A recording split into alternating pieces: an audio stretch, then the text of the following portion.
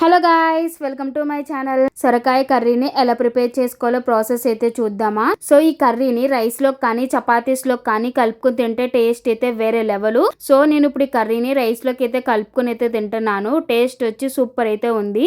So ఇంకెందుకు late, ఇంక process start చేద్దామా. ఫస్ట్ 2 ఆనియన్స్ అండ్ 2 చిల్లీస్ అయితే తీసుకోవాలి. ఇలా చిన్న చిన్న స్లైసెస్ కింద అయితే కట్ చేసుకోవాలి. అండ్ సొరకాయని కూడా ఇలాగ చిన్న చిన్న పీసెస్ కింద అయితే కట్ చేసుకోవాలి. అండ్ 2 టొమాటోస్ కూడా ఇలాగ చిన్న చిన్న పీసెస్ కింద అయితే కట్ చేసుకోవాలి. ఫస్ట్ స్టవ్ ఆన్ చేసి ఒక పాన్ పెట్టి ఆ పాన్ లో 2 to 3 table spoons of oil వేసి ఇందాక కట్ చేసి పెట్టుకున్న ఆనియన్స్ అండ్ చిల్లీస్ ని ఇలాగ వేసుకుని బాగా అయితే కలుపుకోవాలి. సో ఆనియన్స్ అండ్ చిల్లీస్ బాగా అయితే ఫ్రై అవ్వాలన్నమాట. అండ్ కరివేపాకు కూడా వేసుకుని బాగా అయితే ఫ్రై అయితే చేసుకుంటున్నాను. చిల్లీస్ అండ్ ఆనియన్స్ కూడా ఆనియన్స్ 50% ఫ్రై అవ్వాక ఇందాక కట్ చేసి పెట్టుకున్నాం కదా సొరకాయ పీసెస్ చిన్న చిన్నవి. సో ఇప్పుడు ఆ సొరకాయ పీసెస్ ని దీంట్లోకి అయితే వేసుకోవాలి. వేసుకున్న తర్వాత టేస్ట్ కి సరిపడిన సాల్ట్ అండ్ లైట్ గా అయితే పసుపు అయితే వేసి బాగా అయితే కలుపుకోవాలన్నమాట. సో ఉప్పుని పసుపు బాగా అయితే మిక్స్ అయితే అవుతుంది ఇలా కలుపుకుంటేని.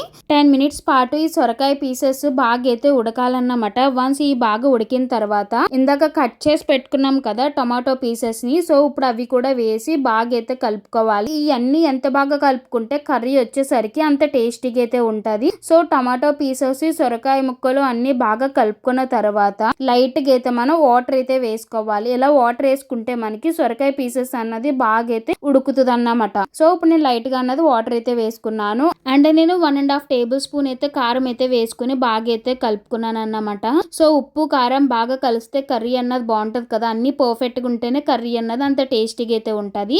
సో ఫైనల్ గానీ వీడియోలో చూపిస్తున్నట్టుగా కర్రీ ఇలా దగ్గరకు వచ్చేస్తే అండ్ ముక్క కూడా బాగా ఉడికితే ఇంకా స్టవ్ అన్నది అయితే ఆఫ్ అయితే చేసేయాలి. సో ఫైనల్ గానీ కొత్తిమీర అన్నది వేసుకుని కర్రీ అన్నది వన్స్ అయితే కలుపుకుంటున్నాను. సో ఫైనల్ గా ఇలా కొత్తిమీర వేసుకుంటే ఆ కర్రీ టేస్ట్ అన్నది వేరే లెవెల్ ఉంటది అన్నమాట. సో ఫైనల్ గా సొరకాయ కర్రీ అన్నది అయితే రెడీ అయితే అయిపోయింది.